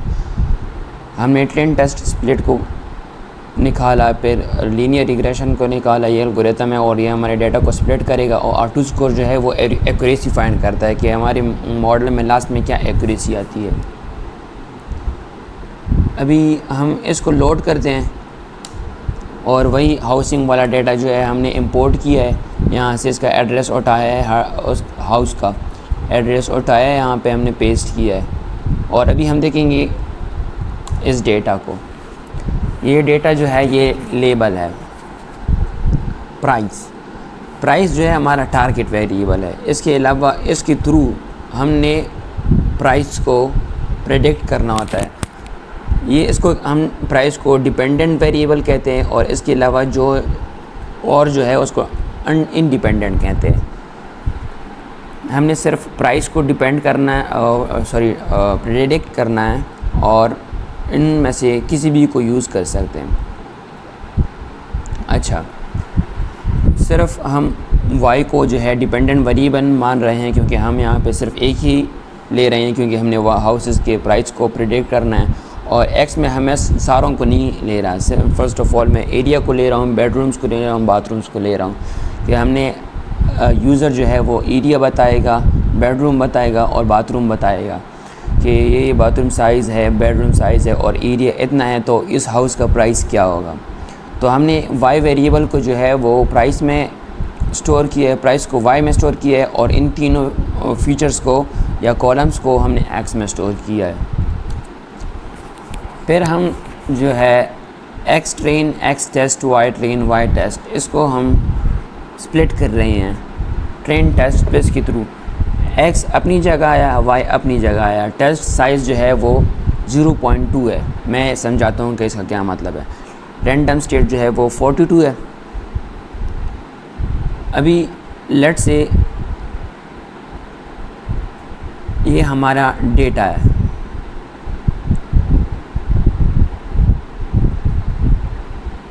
इसको हम कहते हैं y और इसको हम कहते हैं x।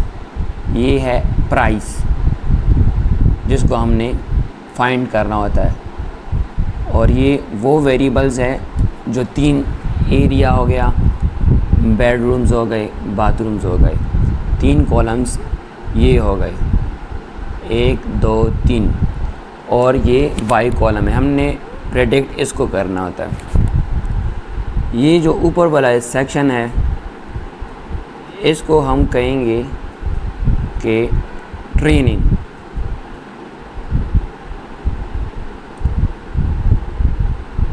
और इसके नीचे वाला जो ये पोर्शन है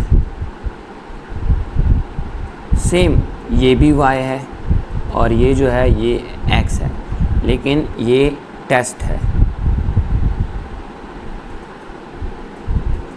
सही है। टेस्ट को हम रख रहे हैं 20%, 0.2 का मतलब है 20% और 80% जो है हम इसको रख रहे हैं ट्रेनिंग के लिए। यानी ये वाला डेटा जो है हम इसको उठा रहे हैं और डाल रहे हैं मशीन लर्निंग के मॉडल में ताकि ये मॉडल ट्रेन हो जाए। लेट से हमारे पास एक रोबोट है बच्चे की तरह, हम इसको ट्रेन कर रहे हैं तो हम उसको फॉर एग्ज़ाम्पल ईटी बुक्स है वो फीड कर रहे हैं कि ये तुम्हें आने चाहिए। ये इसको लर्न करता है, सीखता है इस ईटी बुक्स को। अभी हमारा भी तो ये काम बनता है कि हम चेक करें कि क्या ये सही रिस्पांस दे रहा है या सही रिस्पांस नहीं दे रहा। तो हम किस तरह चेक करेंगे, जो डेटा हमने इसको नहीं दिखाया, 80% जो डेटा है हमने सारा का सारा फीड करके रखा है इस मशीन लर्निंग मॉडल को, लेकिन इस मॉडल ने ये वाला डेटा जो है बिल्कुल देखा ही नहीं है, ना x वेरिएबल ना y वेरिएबल जो है वो प्रेडिक्ट करना है, हमने प्राइस निकालना है इसका, क्योंकि प्राइस जो है वो y में स्टोर है और x जो है वो 3 कॉलम्स है, एरिया, बेडरूम, बाथरूम्स, x जो है वो है।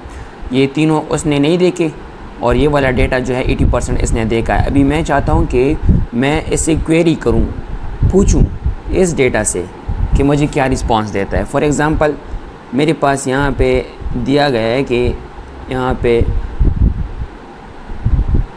2 लाख है, 2 लाख आंसर आता है इस प्लॉट का, इस हाउस का 2 लाख आंसर आता है। और मैं सेम चीज़ें जो है सेम 1 2 3 तीनों कॉलम्स जो है इससे पूछ रहा हूँ कि मुझे ये वाला हाउस चाहिए कि एरिया ये है, उसका बेडरूम ये है, बाथरूम ये है, तो इसका प्राइस क्या होगा। और यहाँ पे 2 लाख है, अगर यहाँ पे इसने 1.80 लाख यानी 1,80,000 दिया या 2 लाख दिया या इससे ऊपर नीचे दिया, तो मैं समझ रहा हूँ कि ये जो है वो ऑलमोस्ट सही काम कर रहा है, लेकिन बिल्कुल 100% एक्यूरेट नहीं कर रहा।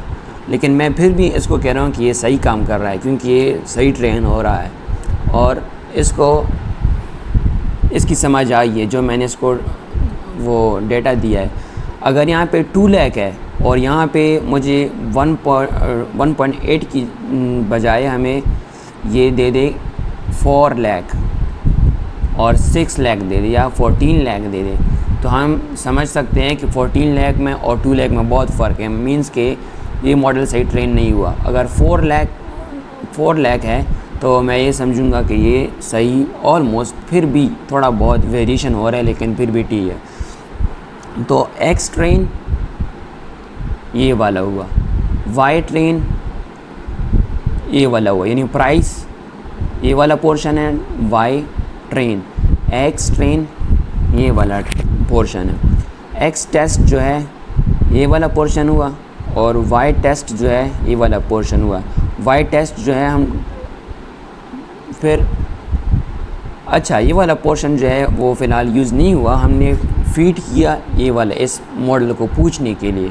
अभी हम कंपेयर करेंगे इसको जिस तरह हमने कंपेयर किया है कि यहाँ पे 2 लाख था और यहाँ पे 4 लाख था, और इन दोनों को जब हम कंपेयर करेंगे तो इसको हम एवेल्यूएशन कहते हैं। क्या कहते हैं? एवेल्यूएशन। यहाँ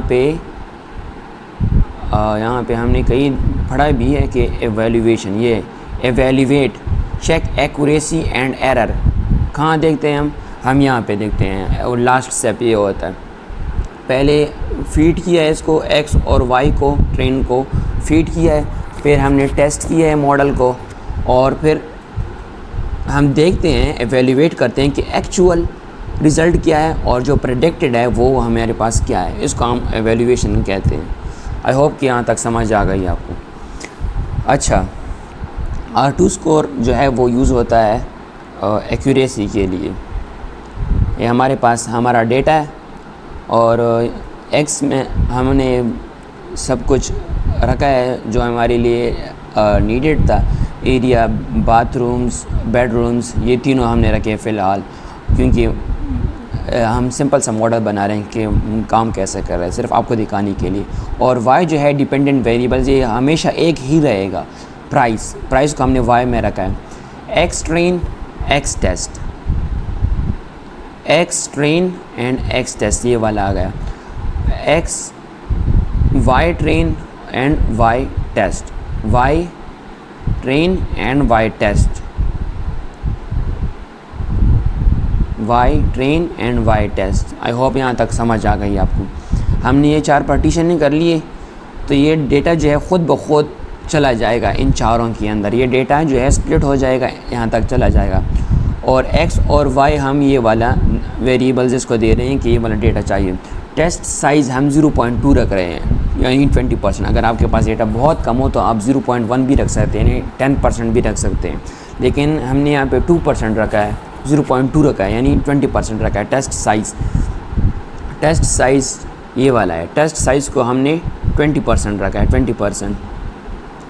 और फिर रैंडम स्टेट जो है ये रिप्रोड्यूसिबिलिटी को शो करता है कि ये रैंडमनेस जो हमारे डेटा में है वो रिप्रोड्यूसिबल होगा, ताकि रैंडमनेस सही हो और हर एक जो है रो एक बार ज़रूर मिलना चाहिए मॉडल को फीड होने में। फिर हम मॉडल को क्रिएट करते हैं लीनियर रिग्रेशन। लीनियर रिग्रेशन को हमने यहाँ पे इंपोर्ट किया हुआ है, इसको हमने स्टोर किया है एक मॉडल में, यानी एक ऑब्जेक्ट बनाया है लीनियर रिग्रेशन का, ये क्लास बन गया है और इसका हमने मॉडल बनाया है। फिर इस मॉडल को हम ट्रेन करते हैं मॉडल डॉट फिट के थ्रू। एक्स ट्रेन ये वाला है और वाई ट्रेन ये वाला है। X train and Y train को हमने मॉडल में फीड किया है। X train and Y train मैं दिखाता हूँ। एक्स ट्रेन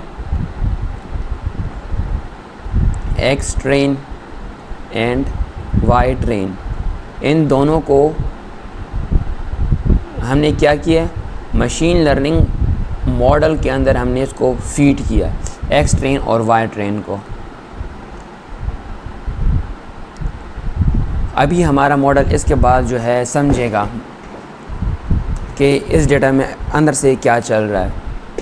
अभी मॉडल डॉट प्रेडिक्ट पे हम जाते हैं और मॉडल डॉट प्रेडिक्ट से हम एक्स टेस्ट को लेते हैं कि एक्स टेस्ट को प्रेडिक्ट करो कि हमें कैसे प्रेडिक्शंस दे रहे हैं।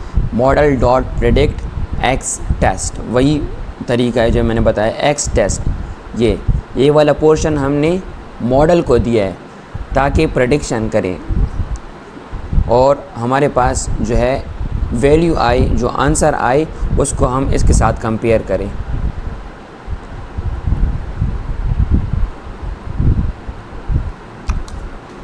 इसकी वैल्यू प्रेडिक्शंस में स्टोर हो जाएगी और मैं आपको दिखाता हूँ कि प्रेडिक्शंस कैसे दिखाई देगा। प्रेडिक्शंस,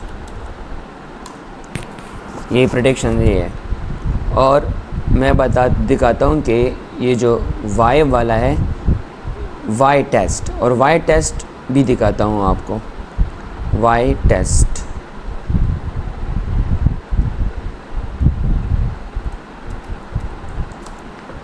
वाई टेस्ट, ये वाई टेस्ट है और ये जो है प्रेडिक्शंस है। जो प्रेडिक्शंस हमारी मॉडल ने प्रेडिक्शंस की है और ये जो एक्चुअल है वो है। अभी हमारे मॉडल ने कहा है कि इस हाउस का प्राइस जो है वो 6,38,000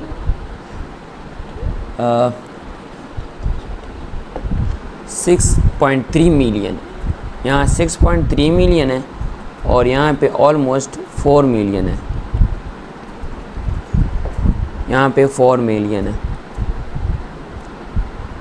तो 4 मिलियन और 6 मिलियन में बहुत फ़र्क है, यानी हमारा मॉडल जो है थोड़ा बहुत गड़बड़ कर रहा है, लेकिन हमारे पास डेटा बहुत ज़्यादा कम है और हमने कोई प्री प्रोसेसिंग नहीं की।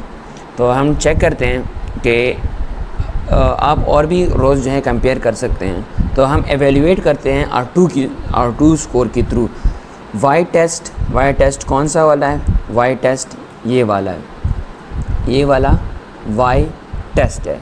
वाई टेस्ट को कंपेयर करेगी और प्रेडिक्टेड वैल्यू को हम करेंगे, जो हमें हमारे मॉडल ने प्रेडिक्शन दी है उसको, और वाई टेस्ट को हमने प्रेडिक्ट करना है। जैसे हम प्रेडिक्ट करें तो ये कैलकुलेट करेगा कि इनके बीच में एक्यूरेसी कितनी है।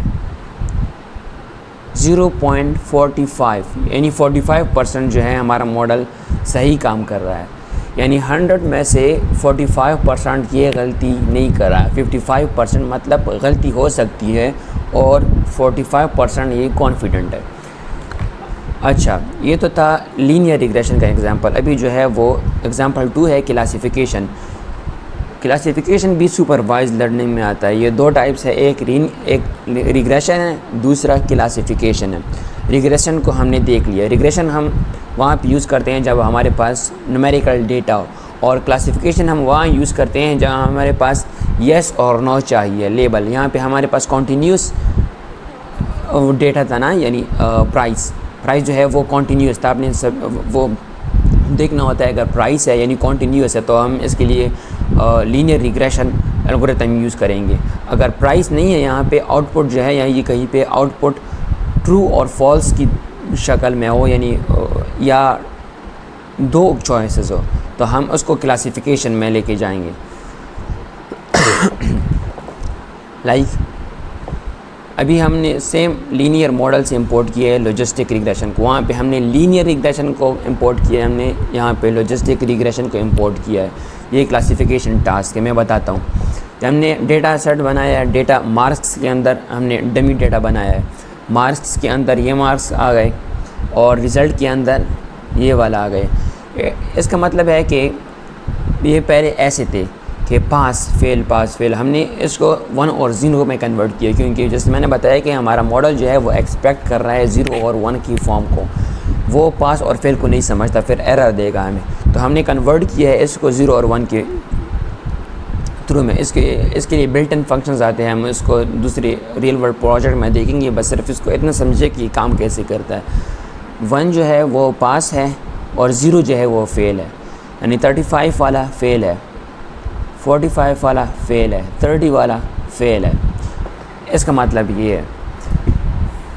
फिर हमने डेटा फ्रेम बनाया है, डेटा आ गया है, एक्स के अंदर हमने मार्क्स डाले हैं, मार्क्स वाला जो कॉलम है वो एक्स के अंदर चला गया और रिज़ल्ट जो है यानी वो वाई में चला गया। जैसे मैंने बताया कि क्लासिफिकेशन में 2 कंडीशंस हो सकती है, या ट्रू और या फॉल्स। ट्रू जो है 1 है, फॉल्स जो है वो 0 है। अभी आप ऐसे समझेंगे कि जैसे डेटा सेट को आप देखेंगे कि यहाँ पे 0 और 1 है तो आप डायरेक्ट समझ जाए कि ये क्लासिफिकेशन प्रॉब्लम है। अगर प्राइस की तरह कॉन्टीन्यूस नंबर्स है, इस तरह कॉन्टीन्यूस नंबर्स है, तो इसको समझे कि ये जो है इसके लिए रिग्रेशन प्रॉब्लम यूज़ होगा। बस सिर्फ 2 बातों को आपने याद रखना है अपने जहन में। अभी सेम चीज़ हमने अप्लाई करनी है, बाकी सेम है, सिर्फ एल्गोरिथम्स को आपने सही से समझना है कि ये जो है ये क्या चीज़ है। कॉन्टीन्यूस डेटा है और वो डिस्क्रीट फॉर्म में। X train X test, Y train Y test, इसको हम ट्रेन टेस्ट स्प्लिट में मार दिए है और एक्स जो है वो ये वाला चला गया, वाई जो है ये वाला चला गया और टेस्ट साइज़ को हमने 0.3 रखा है, यानी 30% रखा है। हम यहाँ पे चलो 0.1 रखते हैं। रैंडम स्टेट को 0 रखा है, आप 42 भी रख सकते हैं, आपकी मर्ज़ी है, जो भी रखना चाहे रख सकते हैं। मॉडल को हमने लीनियर रिग्रेशन के बजाय हमने लॉजिस्टिक रिग्रेशन रखा है। क्योंकि ये क्लासिफिकेशन प्रॉब्लम है,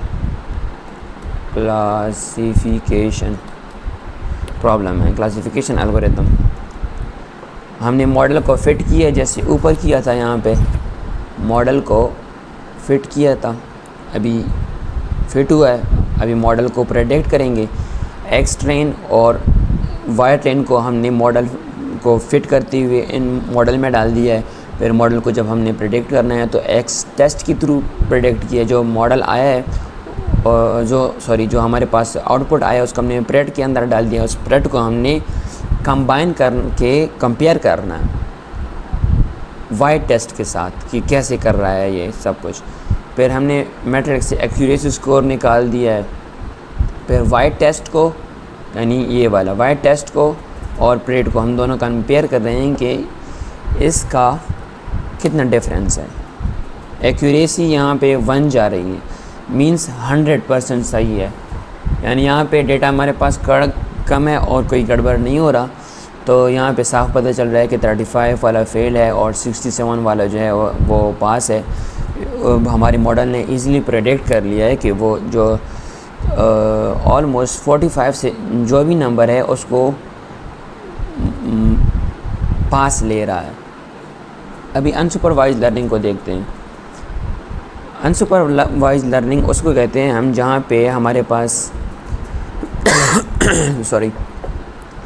अनलेबल्ड डेटा होता है। जैसा आपने देखा कि हमारे पास यहाँ पे लेबल्स थे, रिज़ल्ट 000 और दूसरे डेटा में हमारे पास प्राइस थे 0111। यहाँ पे रिज़ल्ट इस तरह का फॉर्म का है और ऊपर जो है वो प्राइस है।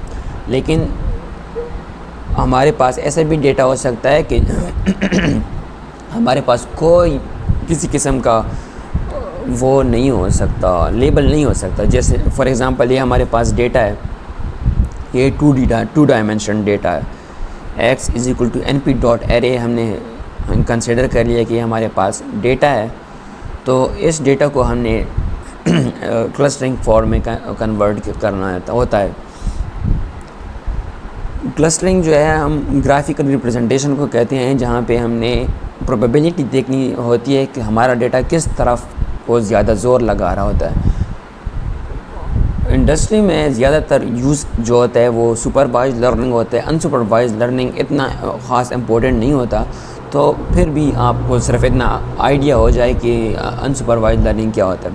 ये हमारे पास डेटा है, की मीन्स जो है ये हमारा एल्गोरिथम है। इसकी लेंथ से हमने क्लस्टर निकाला है, फिर की मीन्स निकाला है।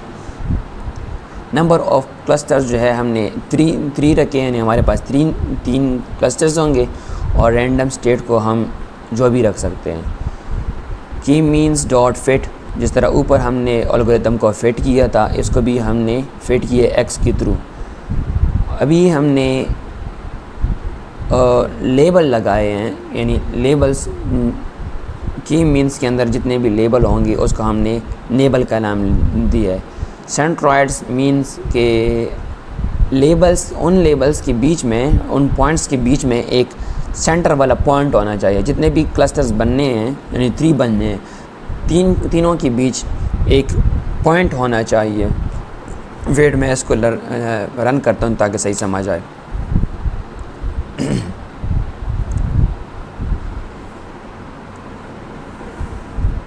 ये सेंटर वाले पॉइंट को डिनोट करता है और ये नीचे जो है वो हमारे वो जो ग्राफ बन रहा है उसको विजुअलाइज कर रहा है। सेंटर्स वाले जो पॉइंट है सेंट्रॉइड्स, वो सेंट्रॉइड्स जो है ये वाले सेंट्रॉइड है, यानी ये क्लस्टरिंग पॉइंट्स है। हमने सेंट्रॉइड रखा कि इनके बीच वाला जो पॉइंट है ये वाला है, ये वाला है, ये वाला है। तो ये हमें मदद करता है कि हमारा डेटा किस तरफ ज़्यादा जा रहा है। यानी अगर फॉर एग्ज़ाम्पल फीचर 1 के जो 8 कंपोनेंट्स है उसकी क्या प्रोबेबिलिटी है, तो वो जो है वो इसकी प्रोबेबिलिटी यहाँ ये जगह या इस जगह पे जा सकता है।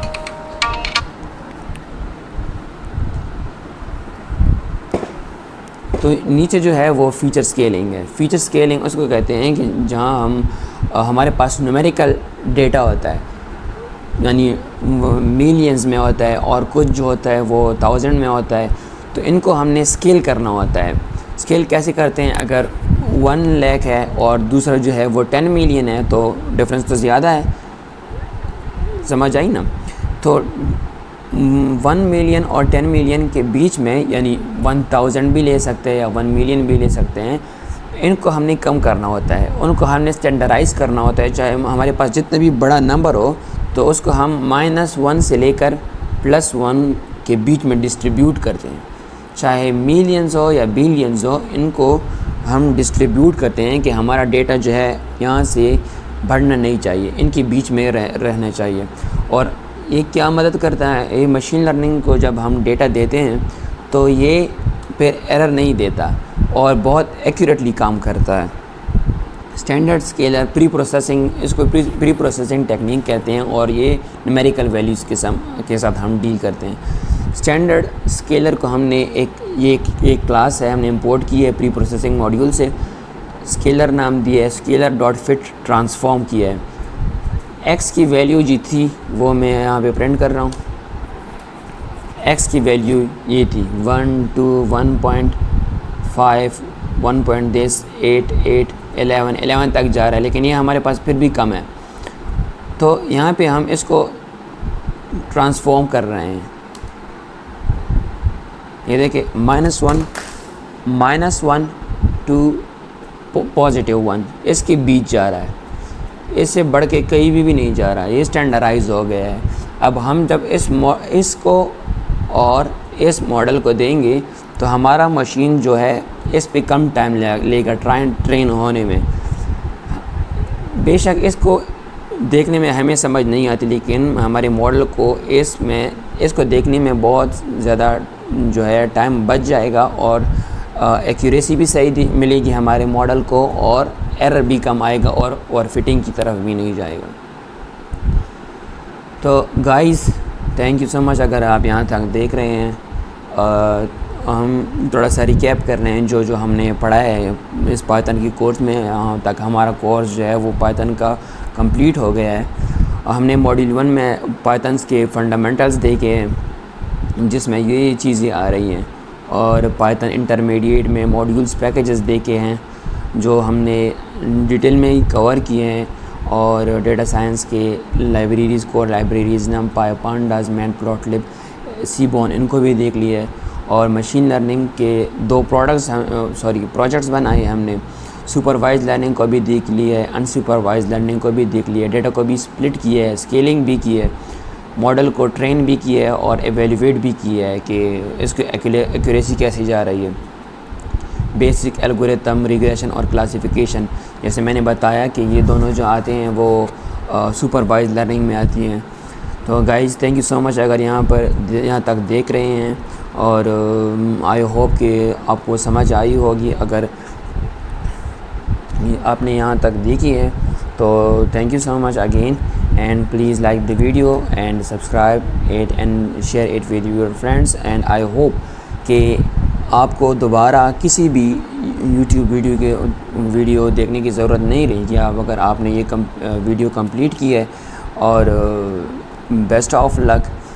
सो मैं अगेन बता देता हूँ कि जो पाइथन की ये कोर्स जो हमने किया है ये सिर्फ़ और सिर्फ machine learning, data science and AI के लिए है। आपने अगर इतना पाइथन किया है तो आप जो है कॉन्फिडेंटली अपने जो स्मॉल प्रोजेक्ट्स हैं मशीन लर्निंग के उसको आप कॉन्फिडेंटली कर सकते हैं, और आपको आई होप कि किसी भी चीज़ में डाउट नहीं रहेगा, चाहे प्रोजेक्ट में हो, लाइब्रेरीज़ में हो, पाइथन फंडामेंटल्स में हो। Thank you so much again and like the video please.